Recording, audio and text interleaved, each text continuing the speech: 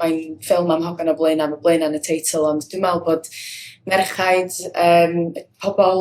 pobl hefyd, just pobl yn gyffredinol o bob rhyw sydd wedi profi plodi. Dwi'n meddwl mae yna gymaint o bobl yn mynd i allu uniaethu fo'r ffilm am gymaint o resymau gwahanol.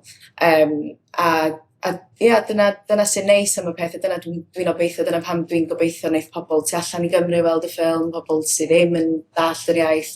Dwi wastad, a gobaith fi wastad ydy, dwi'n teimlo falle'n rhy gyrhadol, ond dwi'n poeni llawn gymaint am bod y ffilm yn gallu trafeilu a cynrychioli tu allan i Gymru nag ydw i bod yna dadl amdani yn fewnol, achos go ahead, mwynhewch y ddadl, boys. Ond be fi'n moyn ydy bod y ffilm yn trafeilu, achos dyna be mae syniad wedi gwneud i fi.